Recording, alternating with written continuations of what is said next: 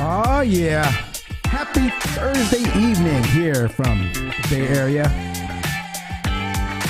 Today's the last episode of the year with our very special guest, Kyle Roof, one of my SEO mentors. My strategy has been pretty much based off all of his findings for the past over 5 years these days. Today we'll be talking about the top EAT factors in 2023. Kyle has did some tests. He's going to share his top EAT factors. Be sure to say hi when you join. Say hi in the live chat. Hopefully I get to see a bunch of you on here. I know it's early. One day early. Special time.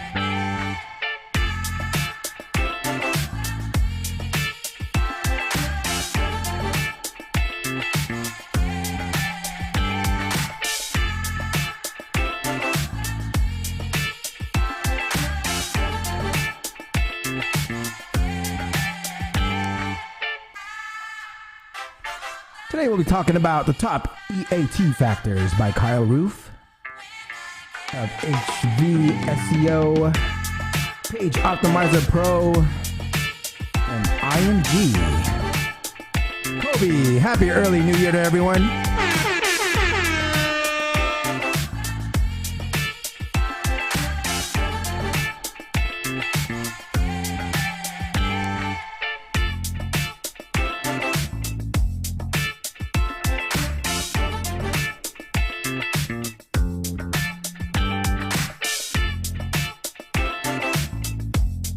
Don't be shy, guys. It's you out there.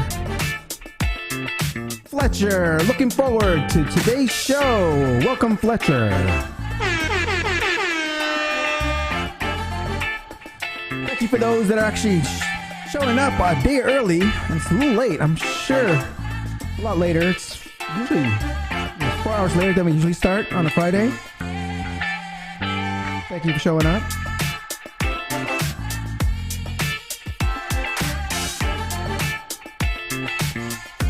Today's topics, we're talking about the top EAT factors in 2023 with a very special guest, Kyle Roof. Don't forget to visit today's sponsor, hrefs.com/AWT.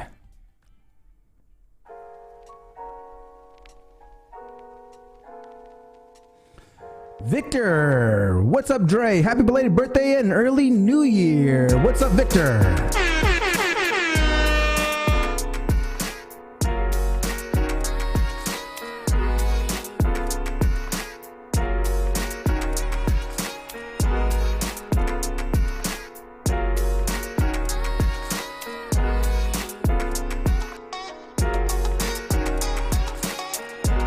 Don't be shy, guys. Say hi. Ernesto, Dre, my man. Wish you a happy New Year. Happy New Year, Ernesto.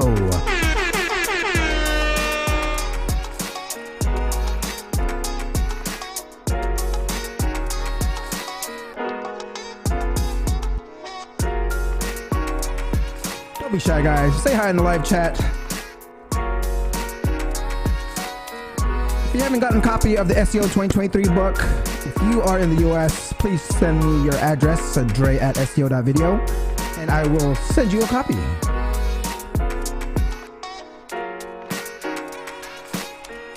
We're still waiting for Kyle. He is out in somewhere in Asia. Chiang Mai, right? I believe it's Chiang Mai. So it's really early for him. I believe it's like 7 a.m. There he is. Kyle, can you hear me?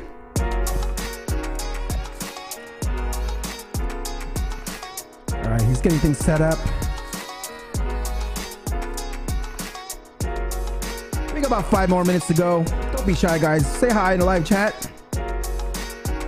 Today's topics, we'll be talking about today's top EAT factors in 2023 by a very special guest, Kyle Roof of HV SEO, Page Optimizer Pro, and IMG. Don't forget to visit today's sponsor, hrefs.com/AWT. Oh yeah, Lucy. Hi, fellas. How you doing? All right, Kyle, can you hear me okay? All right. Can you hear me? Yeah, I can hear you. Nice. Look good, sound good. All right, so I'm gonna go ahead and it's pretty much the same format we had last time we had our interview. It's like I'll go over a few videos in the very beginning and then introduce you in about 8 minutes in. Oh yeah, Kyle's ready. Is it like 7 a.m.? Is it at your place? Usually, yes. I'm actually in Singapore for a little family vacation, so it's 8 a.m. Which is much better. Okay, nice. All right, guys, don't be shy. Say hi in the live chat. We got less than 4 minutes to go. Today's topics, we'll be talking about the top EAT factors in 2023 by some special findings of our special guest today, Kyle Roof of HV SEO, Page Optimizer Pro, and IMG. Don't forget to visit today's sponsor, hrefs.com/AWT.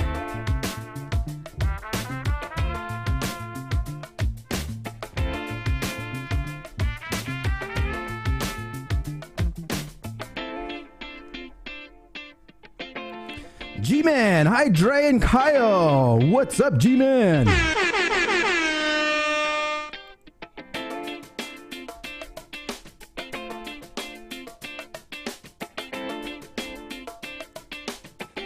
Carol says hi. Hi, Carol.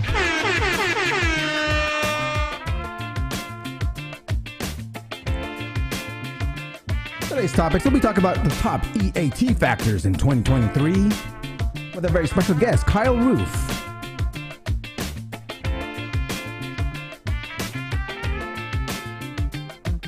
Don't forget to visit today's sponsor, hrefs.com/AWT. So we got less than 2.5 minutes to go. What did you guys get for Christmas? Any cool things?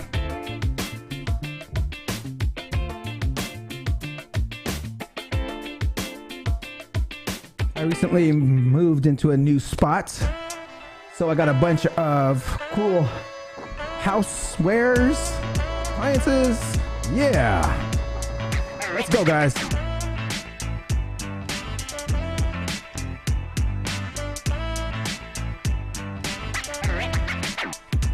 People shy on the Thursday night.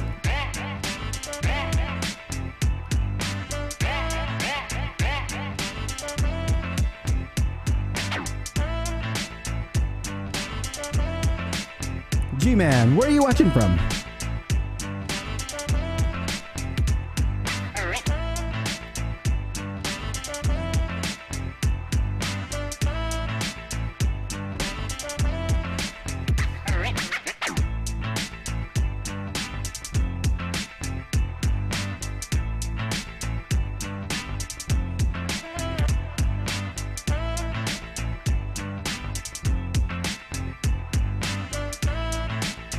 Maddox says, what's up, Kyle and Dre?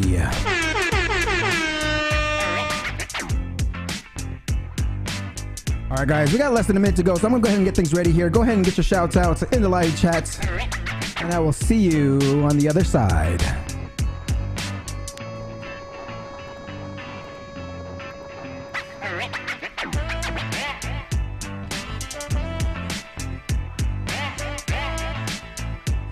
Oh yeah, Kyle's getting his groove on.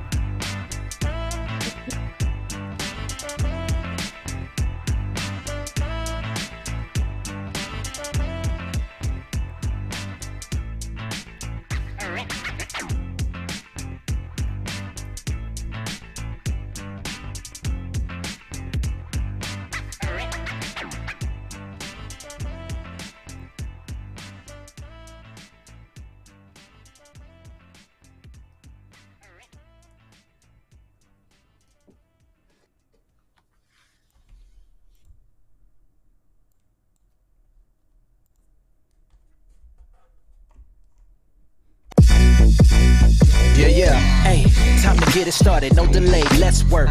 Wanna see you be an SEO expert. Paul Andre De Vera, steady dropping knowledge. Over 15 years in the game, so he knows all about it. Master the art of SEO, you will be amazed. Time to get your brand off page to on page. Dropping knowledge, legendary for sure. Whether you're just getting started or self-employed entrepreneur.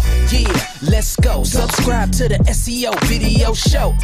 Hey, welcome to another episode of the SEO video show where SEO is alive and fun. My name is Paul Andre de Vera, aka Dre, and I curate SEO videos released in the past week into about 1-minute clips. My favorite part of the show is when I get to introduce my guest, and my special guest today is the co-founder of IMG, Page Optimizer Pro, Kyle Roof. Before we get started, let's say what's up to everyone in chat. I see Carol, G-Man, Lucy, Ernesto, Luther, Victor, Fletcher, Kobe, wow, Maddox. Thank you for coming very early, this day early on the show. Be sure to like, subscribe, and hit the notification bell.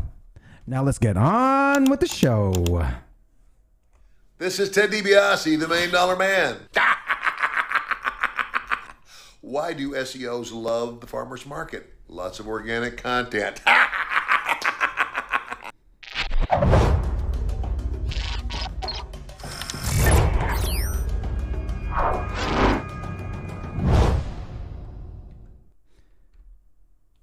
This week's Google's Office Hours was broken down by Q&As, questions and answers. It's a pretty cool format for getting quick answers. Let's check one out on sitelinks. Is there any way to get sitelinks on SERPs? Good question. One thing to keep in mind is that there's not really a guarantee that sitelinks or any search feature will show up. Sitelinks specifically only appear if they're relevant to what the user was looking for and if it'll be useful to the user to have those links. There are some things that you can do to make it easier for Google to show sitelinks, however, like making sure you have a logical site structure and that your titles, headings, and link text are descriptive and relevant. There's more on that in our documentation on sitelinks, so I recommend checking that out. You want to make sure, you create your logical site structure that is easy for users to navigate, and make sure that you link to essential pages for your to other relevant pages. Ensure that your internal links, anchor tags, are concise and relevant to the page they are pointing to. Okay, Krzysztof shares 3 things that SEOs can learn from Google Ads on Rank Ranger this past week. Let's check one out. And part of the quality score is expected click-through rate. So this parameter shows you if you have ads for keywords that are great with a great CTR or no, but they don't look at the position of ad.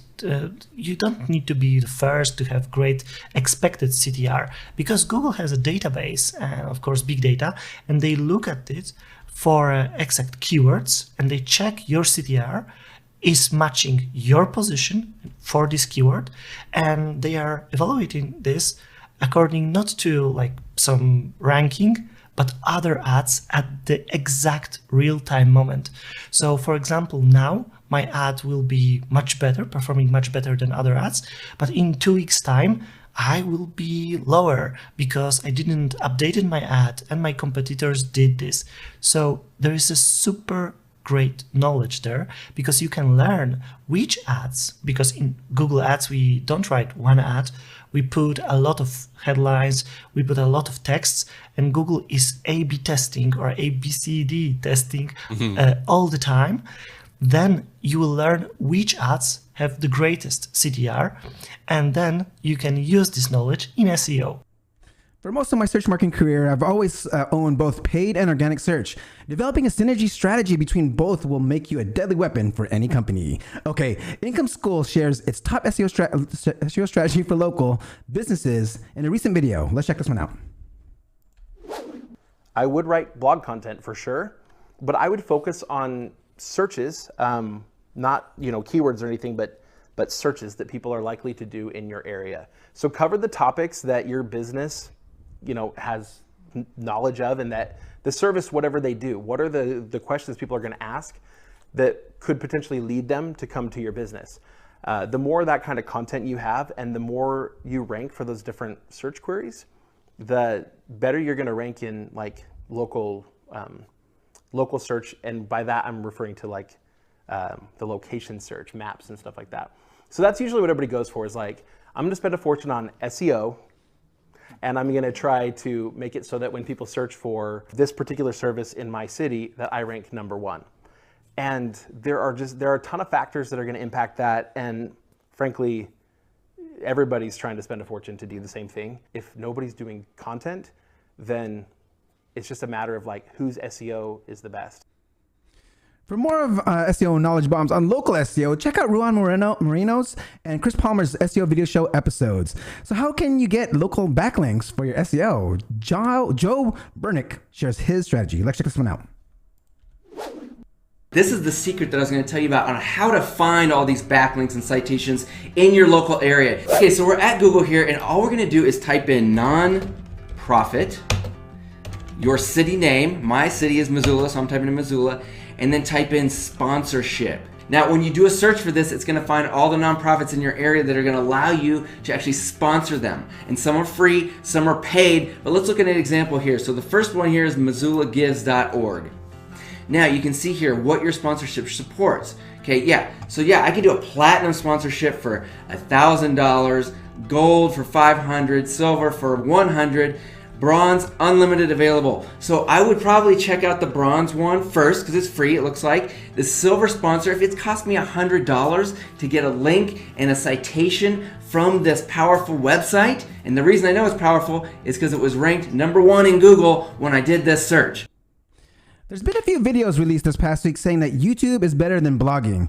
I wouldn't rule out one or the other, but do both. Turn your SEO optimized blogs into videos. This is a strategy I've mentioned in the SEO in 2023 book. And I talk about this strategy and how I get my YouTube videos ranking on the page 1 of Google using content optimization with Page Optimizer Pro. Which brings me to my favorite part of the show.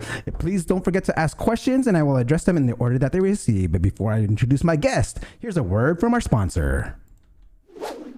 Are you sick of your competitors outranking you in the search results?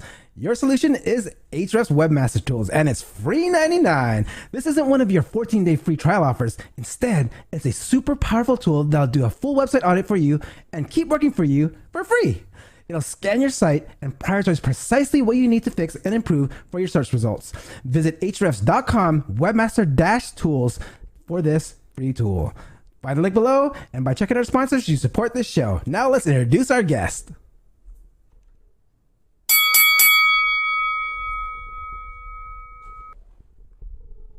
Oh yeah, Kyle's been doing SEO for over a decade. He's been known for revealing the secret hidden in plain sight. He's demonstrated this by ranking #1 in Google with a page consisting of gibberish text and only a handful of target keywords. He spent the past several years running over 400 scientific SEO tests to understand Google's algorithm better. The combined results for those tests became the backbone of the popular SEO tool Page Optimizer Pro and then be implemented with his SEO agency on client sites. He shares his techniques on podcasts, at conferences worldwide, and within the platform he co-founded Internet Marketing Gold. Please welcome the founder of Pop and IMG, Kyle Roof.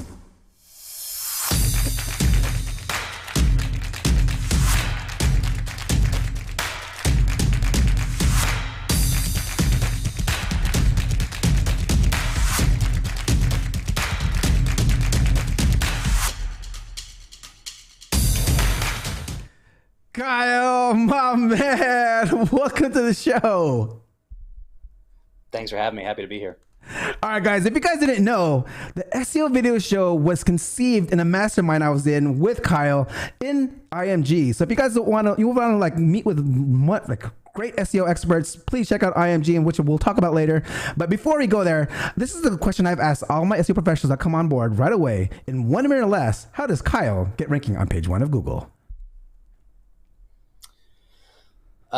By evaluating the page 1 of Google. You want to see what's there and what Google is rewarding, and you can't really teach Google too much that's new. So I would recommend giving Google a page that it's expecting to see, and then doing a little bit better than your competitors. Love it. First knowledge bomb of today. But you know what? Let's go ahead and rewind this real quick. Kyle, take us way back, over a decade ago. How did you get first into SEO? Way back, I was an attorney, and I was practicing law. I was a trial attorney, and I really hated it. So I decided to take a year off. My wife was also a trial attorney, and she was also hating it. And that year off, we moved to South Korea to teach English. And that 1 year off turned into 5. And while there, we started a company. And that company required in Korea, and that required a pretty complex website. So we, once I'd finished that, I realized, I have a really strong dev team. I can probably general contract websites. And so that's what I started doing. And I brought my brother into the company, and things were going great. And then I got the bright idea of like, let's move to India and open up a company there, which, all right. So then we went to, so we found this little spot in the northeastern part of India. And we were told that you're going to get a shakedown from the police because that's just kind of how it works. And my brother was in India at the time. I was not. I was in the U.S. There's a knock at the door. It's the police. And I see the papers or business papers, and they say these are the wrong papers. And he's like, okay, what do you want? And instead of asking for a bribe, they threw him in jail. And so he's now in jail. He's talking to the chief of police, and the chief of police says, these could be the right papers. I don't know. You have two choices. One, leave town tomorrow. Two, you can sit in jail and wait for the magistrate to come, and the magistrate will sort it out. And my brother goes, well, when does the magistrate come? And the chief of police goes, I don't know. So my brother goes, I think I'll leave town tomorrow then. So he goes back to the office. Our employees have fled because obviously they don't want to be involved with this. We get him out of India, and we're hemorrhaging clients because we don't have anyone to service anything. And he goes, I could take these 4 clients because he does website, he can code. And so he does that, and I don't code. So I couldn't do that, but we had just signed these clients to do this thing that I just heard about called SEO. And basically for me to pay the rent next month, I had to figure out SEO that day. And that's essentially what I did. Love it, love it. So wait a minute. So you actually, it was illegal to have a business in India, and they have to get, you guys got kicked out? No, it was legal. They were just running us out of town. Ah. So we became friends with the business next door to us. So it was a mixed use space. So like the first floor was the business, and the second floor was like an apartment. And our neighbors were in the exact same setup. And what they told us is that after my brother left, the police came in and took everything. So they took all our computers and all our furniture, and all that stuff. And because it was mixed use, we had a 6-month deposit down, and we had just paid the rent that month. So our landlord got 7 months worth of rent, and he had a new tenant in less than 3 days. So this was all kind of coordinated and lined up. So he got all that cash, a new tenant, and the police department got a new IT department. Oh man. Okay, so you had to learn SEO really quickly. I mean, and you stuck with it. You learned it and you got stuck with it. So what was so interesting about it that made you stick with it for over 10 years now? Well, you have to like the problem solving aspect of it, I think, where every situation you come into is a little bit different. You certainly need a framework for SEO and how you're going to approach things. But within that framework, you have to be able to problem solve. Each website that you're dealing with has a different background. It has different needs. It has different goals and objectives. It has different problems. And so within all of that, it's a real fun problem solving adventure, and I really, really enjoyed it. The other thing that is amazing about SEO right now is that there's no bar to entry into the field. Anyone can do it, but it is a results driven industry. So while anybody could conceivably get into it, you have to produce. And if you don't produce, you won't stay around all that long.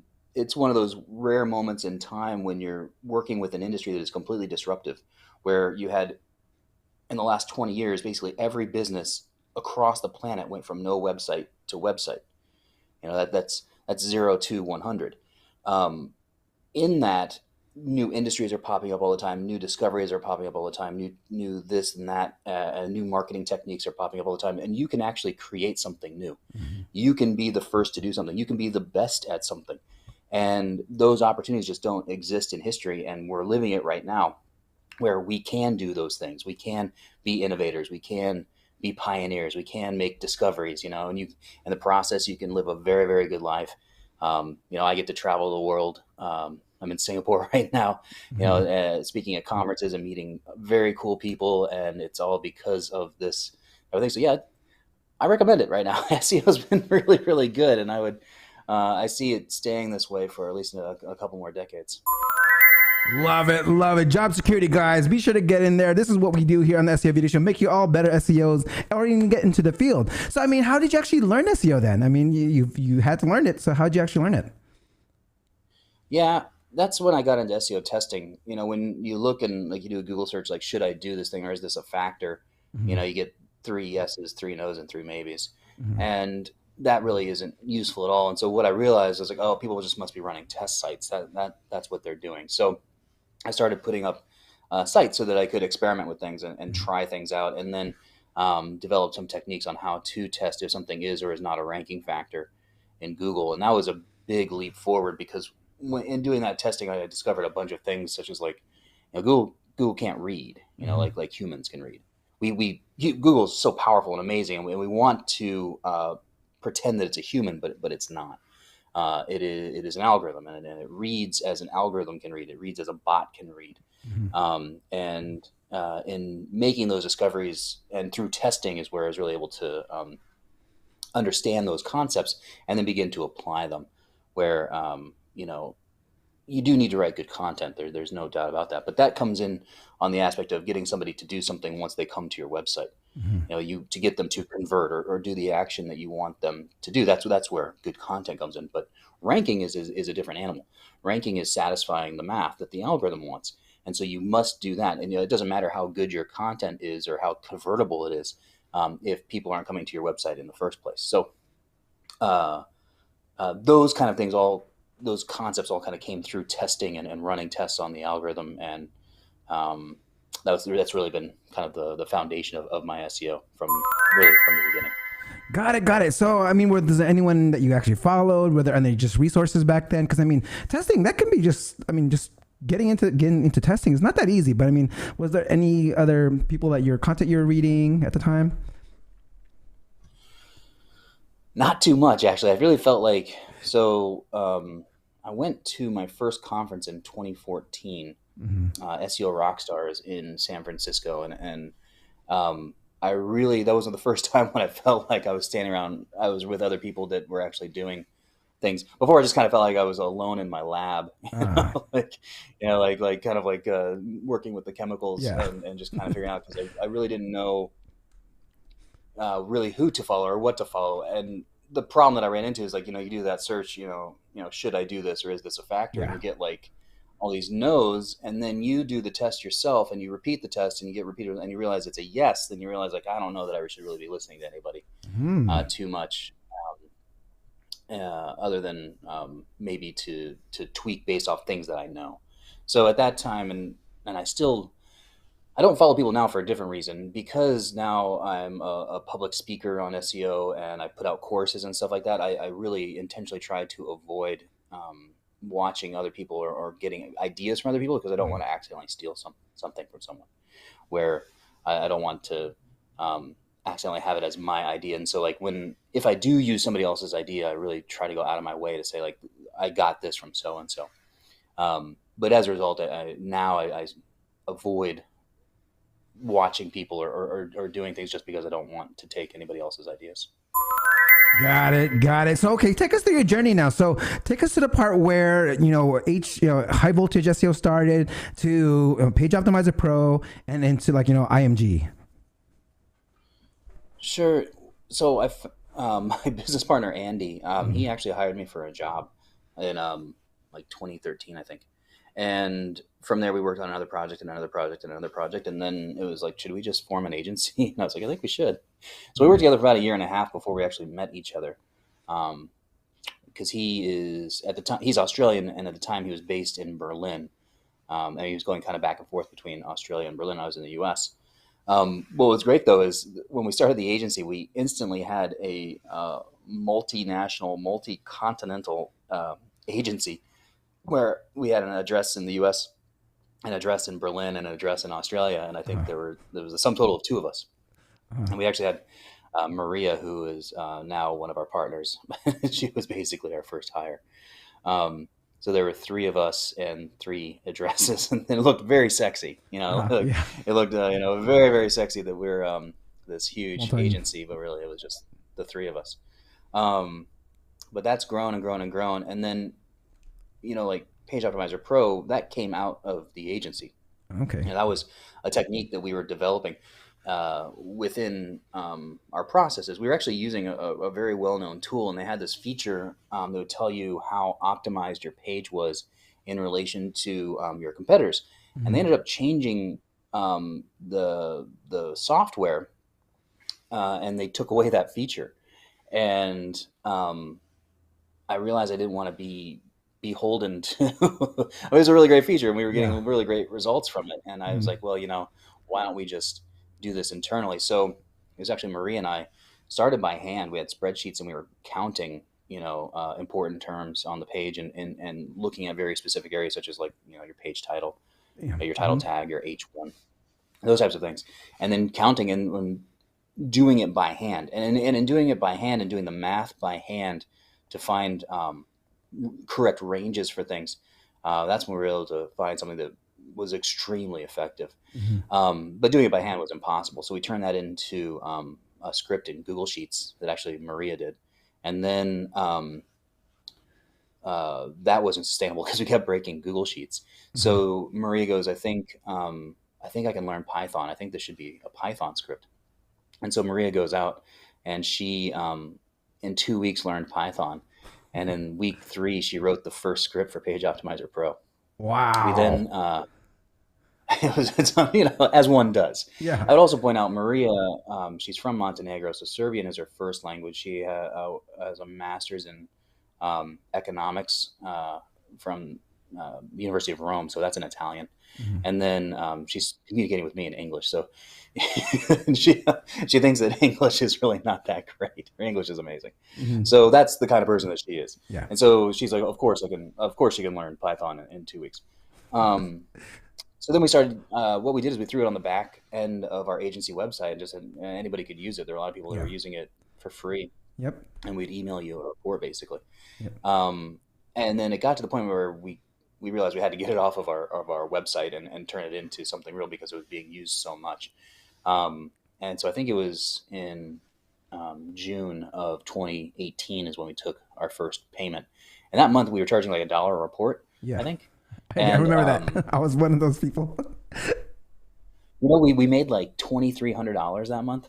And that blew my mind that we ran 2,300 reports, and to this day, we've never done any marketing. Our marketing budget is like $300. It's really all word of mouth or me appearing and doing these types of shows to kind of get the word out on it. But it has been remarkably successful. And it's the project that's been the most fun for me to work on for these years. And I really can't believe how successful that it's been. That's been truly remarkable. But it came out of, I think the biggest point is it came out of something within the agency. We knew it worked. We knew it was good because we were using it, and our agency's been very successful, and our clients have had a lot of success with these techniques. And so we knew that this would go well. In the same way with IMG, that's where we have courses, and I think my courses are kind of like maybe the foundation of IMG, but that comes out of me teaching our employees how to do SEO. Yeah. How are we, it's developing our techniques. How are we actually doing this? How are we applying this? What will we do in these different situations? And that's kind of where the courses came out of. So we knew those would be successful because, again, the agency is successful. These are techniques that we developed here that we're working on, and now, we know that they work. And so, and we have to be able to express or explain to our employees how to do these things. So that's what kind of the courses have become. And so again, that other company that we've been able to create really comes out of what we knew was successful in the agency.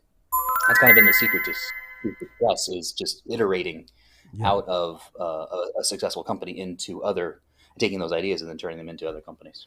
Love that, and congrats on the success of Page Optimizer Pro. I'll tell you this. I am a user. I've been using it since the dollar report days, and I use it in all my strategies, and even my video strategies. I don't know if other people are doing this, but I use it in my video scripts to get videos ranking by optimizing my video scripts. So guys, check out Page Optimizer Pro. It's pageoptimizer.pro.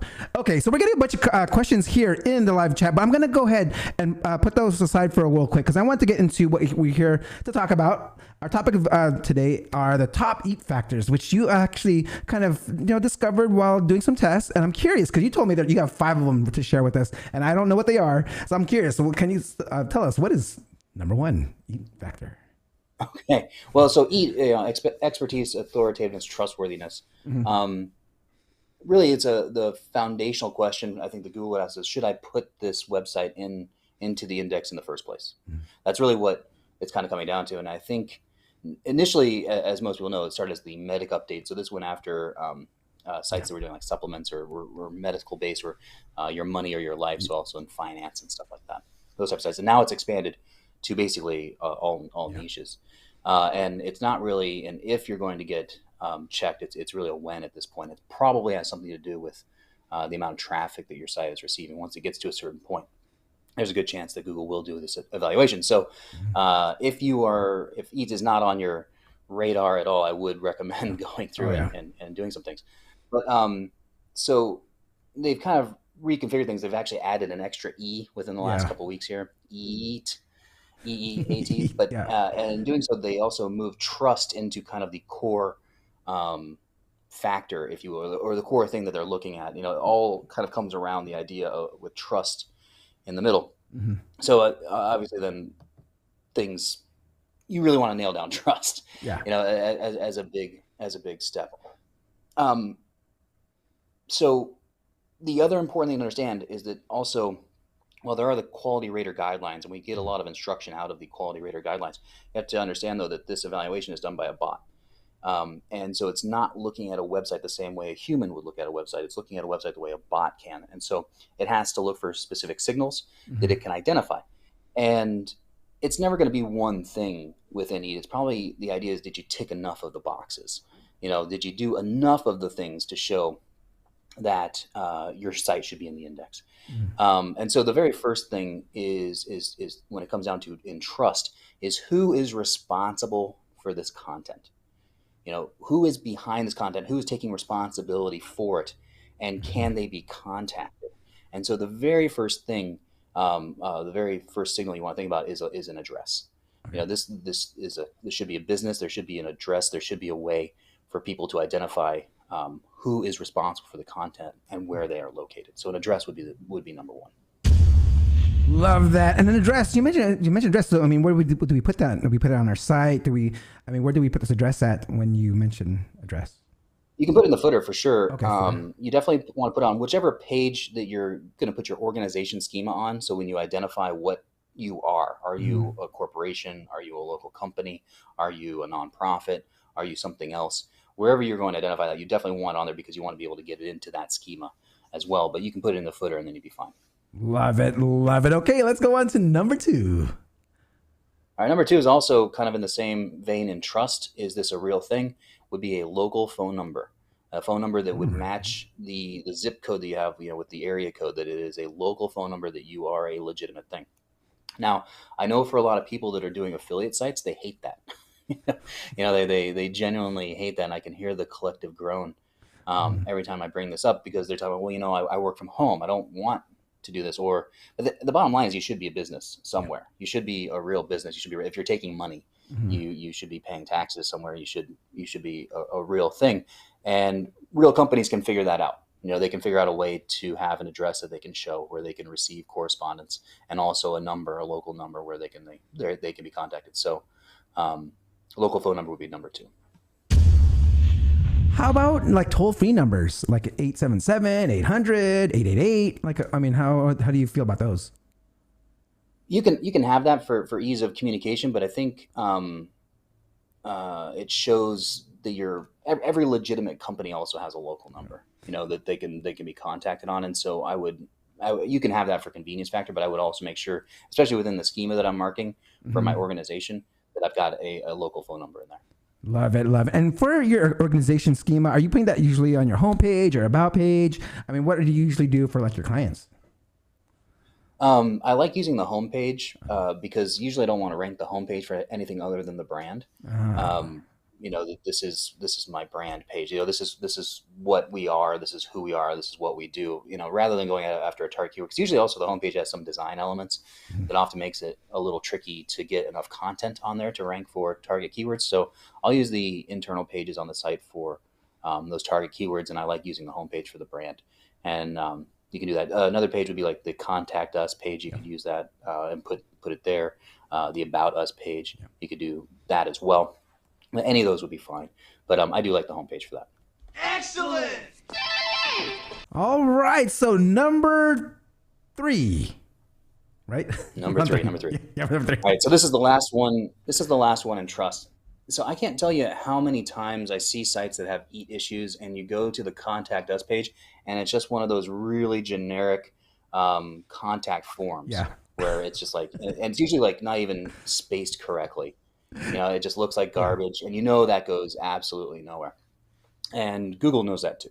So not having a contact email is critical. So make sure you have a contact email that is on your site, and then I would have multiple emails. You probably have a returns policy or a refunds or complaints or media or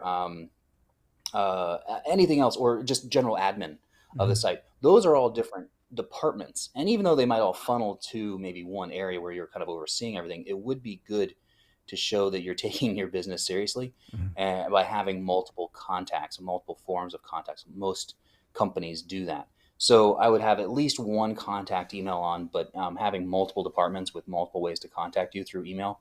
And keep in mind, in addition to the local phone number and in addition to the address, those all send a very strong signal. Love that. Love that. Okay, guys, we're coming to the last two of these EAT factors here. So be sure to get your questions in. I'll address them in the order that they receive. So number 4. All right. So this is the biggest myth on EAT coming up. And this comes with expertise. And so a lot of people think like, oh, I need to get someone with a PhD, or I need to get a doctor, a medical doctor to write my content. And that's completely untrue. Google is not in the game of trying to determine which is better, a degree from this university or a degree from that university, or 10 years of experience with this degree or 30 years of it. Like that's not really what the game they're trying to play. What they want to know is this a real person? Did somebody who is an actual person write this content? And so what you need is an author page that's got author schema on there. Excuse me, person schema on there. And then on the articles, you have author schema that links back to that page. And you want to give enough signals to show that this is an actual person. So have a link to their LinkedIn and put that in the same as schema. Or if they've got professional profiles, put that into the same as. So then you're demonstrating that an actual person wrote this content. It kind of gets back to a little bit on who's responsible for it, but you don't have to establish this person is an expert, but you have to establish that they are a person. And so in the expertise area, you want to do that, and you can do that through your author bio pages and then getting author schema on your articles. Love it. Another knowledge bomb right there. Okay, so the last one we have today, EAT factor number 5. All right, and this comes down to then authority or authoritativeness. Okay. And a lot of people are like, aha, this is where I need an expert. And again, that's not correct. Authority comes down to, are you an authority on the subject? And the way you can demonstrate that is through topical coverage. Have you answered all the questions? When somebody has a question about a particular thing, have you answered all those questions? Do you have enough content on your site to cover the topic fully? And then there is one caveat, is that you don't want to stray too far from the main idea of what you're talking about. So you want to make sure that you have answered all the questions, but you don't need to stray into something that is actually not related. A great example that I heard was, let's say you've got something about apple pies. So you've got an apple pie recipe, and then you might talk about apples, and then you might talk about apple trees, and then you might talk about orchards, and then you might talk about oranges. That's gone too far. Right? Now you've strayed way too far. You can see how it connected, how you could get there, but it is too far. You might want to stop at apples, or maybe even apple trees at the farthest out. So answer all the questions, be complete, topical coverage. Then we'll get the authority, the A part of EAT for you, and that's what you should shoot for. Love that. And you say, so I mean, you've mentioned this before, like, getting like the quickest topicals, like where people also ask questions, right? That's a way to get some questions. Are there any other like ways that we can get that topical coverage? Yeah, I absolutely love those. The people also ask the related searches at the bottom of the SERPs. And then if you click over into images, you'll see entities in the images area. Those are really good to look at as well. Love it, love it. Thank you so much for sharing your top EAT factors for 2023. All right, we got some questions here already, Kyle. So we want to go to Omar asked this very first one. Let me go ahead and bring it onto the screen here. This one's a long one. I don't know if you can see it, but it says, "Hi, Kyle. Should we create a similar length page that's on the SERPs, or should we do longer skyscraper content since Google can rank passages of your page for different keywords?" There's certainly a time and a place to write a longer content. I personally don't like to do that. Like if I'm looking at I want to rank for a particular term, I want to see what Google is rewarding. And it might be pages that are 1,000 words, or it might be pages that are 3,000 words. Rarely is it a page that is like 10,000 words or more. So I want to give Google the type of page that it will rank for that particular keyword. And then if I have other terms that don't quite fit on that page, rather than writing a longer article, I'll create other articles or other pages on my site for those. Got it. Love it. All right, so Stefan asks, "Hi, Kyle. Do you find it useful to optimize a page for a single keyword?" Yeah, you're going to want to choose a primary keyword. This is the main concept of the page, and you want to optimize for that. In optimizing for a primary keyword, you will win secondary keywords. The most important ones to you want to use as your H2s. The terms that are clustered or closely related to that primary, use those as your H2s, and you can win those as well. But what you'll find is that healthy pages that have been properly optimized for a single keyword will rank for hundreds or even thousands of keywords, and a lot of those keywords may not even exist on the page. So you do want to optimize for that single keyword. You want to focus on that. And as a result, you will win secondary keywords. You will win variations. You'll win all those other terms on that same page. Dropping all these knowledge bombs, Stefan. Hopefully that helps there. And we got one more from here I actually got a couple more from Omar. Omar asks, "Do Web 2.0 links help with EAT? If yes, which ones are the most important ones? Thanks." Well, citations. So anything that helps Google understand what your site about is a legal link. That's why you're allowed to buy citations. It's kind of funny when people talk about you can't buy any links. Well, you certainly can, and citations are one of them, and they're links that are purchased. But what you're doing is you're explaining to Google what your site is about, who you are, and what you're doing, and you do that by getting into particular citations like niches or and then with the description of the site, etc. So you can do the same thing with Web 2.0s. You can go through and put your information on them. You can own your brand name across the web and put information about your site, a descriptor, a link back to your homepage, etc. on that. And there's nothing wrong with that. And I think it's something that will help Google understand who you're about. I don't know if it fits exactly into EAT, but it certainly can. It's something that I've been doing for quite some time. So I highly recommend doing that. To find ones that you might want to do, Noam is a great tool. Noam, yeah. To check out to see what is available for your brand name. That's a tool that I like to use to check. So you got to put in your brand name and see what Web 2.0s are available, and that's a great list right there, I think, to start with. Yeah, that's KNOWEM.com. Noam, right? That's right. There you go, guys. All right, you know what? Okay, here's one more from Omar, and then we're going to go ahead and chat a little bit more about Page Optimizer Pro, because I'm curious about Page Optimizer Pro. Okay, when you say you shouldn't stray away from topical coverage, do you mean broad sites that cover many categories like home, garden, lifestyle don't work, and we have to stay on one niche? Thanks. A good technique is to make sure that you've covered something before you go on to another topic. So, when you've covered it, when you haven't, that's maybe where some decision time comes in, and it's not as tricky as just saying like, okay, this is complete. But it is often the best strategy as you're putting a site together is to cover one topic completely and then go on to this topic. And once you've done that, then move into other things. All right. The next question by Omar actually kind of relates to what I want to get into next, because it goes here. What are your thoughts on ChatGPT? And it's the end for SEOs, but I do want to get your thoughts on that. But I want to go into is this something that will be I'm curious on some any features that are coming up with Page Optimizer Pro. Is ChatGPT going to be a part of the feature? Are you going to be able to incorporate it within it? Tell us I'm curious about your thoughts. Yeah, we're actually using a EAT feature. We have an EAT evaluator, something that we're doing, incorporating incorporating to look for specific things. It's difficult for us just to scrape. We can also like to think, is this well written? You know, are there grammar? And while those aren't, I don't think they're necessarily actually help us stay with on target. You know, does this satisfy centerpiece annotation? You know, is this within those kind of categories? So we can actually kind of get into more of the feel things in SEO than we can with just regular scraping. And so we're incorporating a lot of AI into Pop right now, in particular with EAT factors.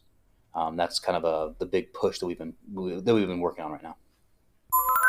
Love it. So I mean, like, even with this, okay, what are your thoughts with ChatGPT? Do you think this is the end for SEOs, for what Omar is saying? It's definitely the end of SEO. The thing is, right now it's free. Yeah. And that's fun to use. It will not be free forever. And as soon as it's paid, I think a lot of people will forget it ever existed. There are always SEO killers. Yeah. You know, they're going to come along and take away SEO, and it hasn't happened yet. And I don't really see it happening here. And the biggest reason, and it's important to understand, is that there's nothing AI about AI. That's just a term that is used, but it's not creating anything. It's not, you know, developing anything new. It's drawing from information that it already has, and it's doing an amazing job with that, by the way. And that's what's actually really cool about it but it's essentially a spinner from 2012. It's just doing a much better job, and has, you know, a larger corpus, a larger body of information that it can draw from. But that's all that it's doing, is spinning. It is not creating anything, and it has to have the knowledge somewhere where it can look at the knowledge and retrieve it. It also does not have current knowledge. So just a fun little test that I did on ChatGPT for this last testing review in IMG was I asked it who just won the World Cup, and it said, I don't know. You know, I cut off in 2021. My knowledge cuts off in 2021. And then I said, okay, just to check, I was like, who won the Super Bowl in 2022? And it didn't know. And then I said, who won the Super Bowl in 2021?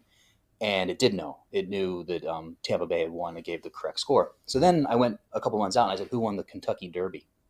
Which is just 2 months later, or 3 months later. And it gave an answer confidently, but it was the wrong information. It was not correct.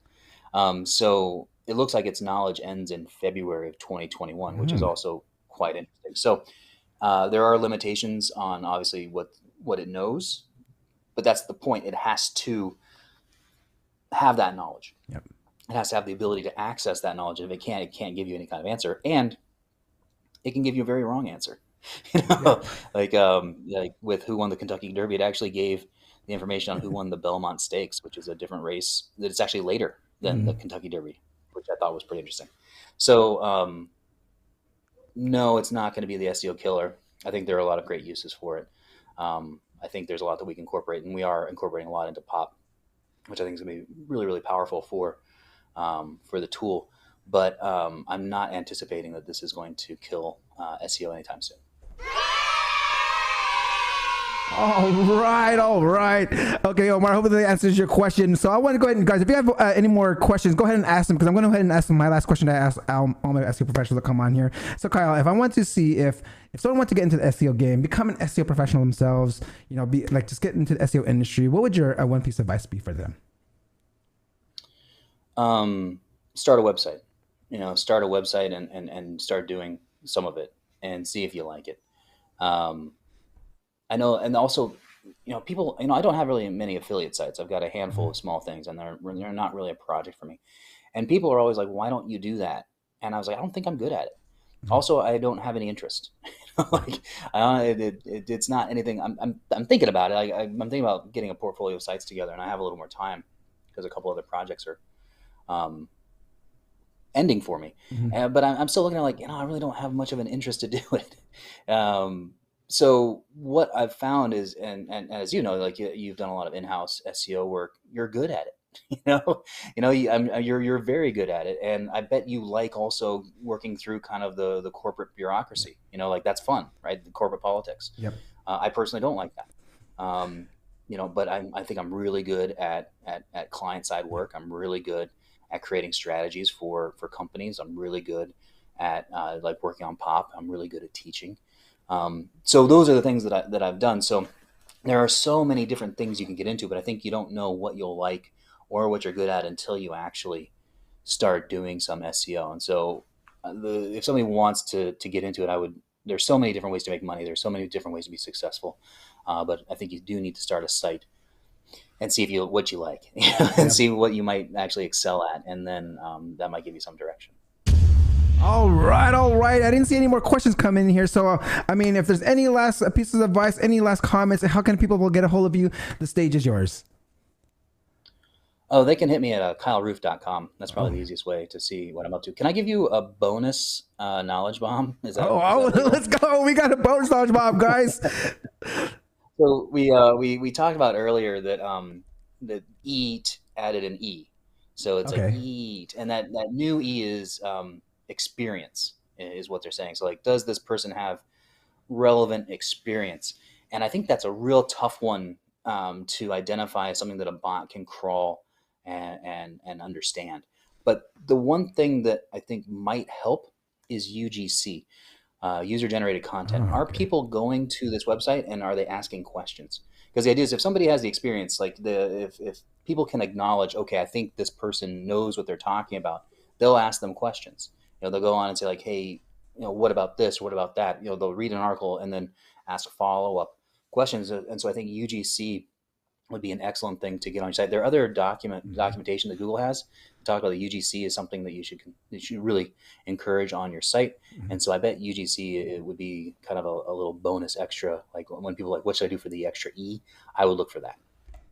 Damn! You first heard it here, that extra knowledge bomb. UGC content for that experience, extra E in eat. Is a great, that's actually like makes sense. It does make a lot of sense. All right. So, everyone, let's give a round of applause to Kyle. Thank you, Kyle. Thank you so much. I always ask this, even, there's a lot of music involved in here. If there's any special talents that you want to share at the end to close us off, is there? No, I don't know. But,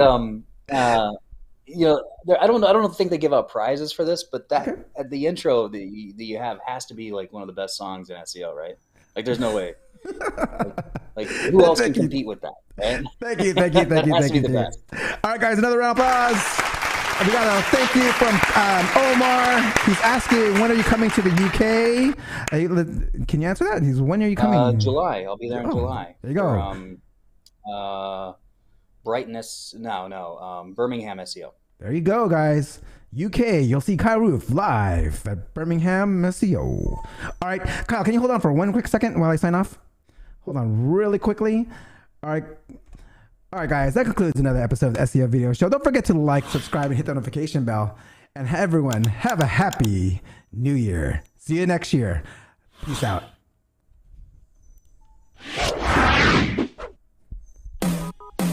Thank you for watching. Hope you come back next week. Make sure to subscribe. You don't want to miss a thing. Hope you learn something new, because the vibe is incredible.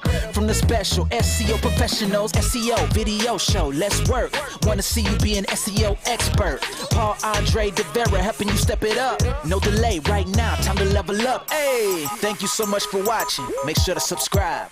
Woo!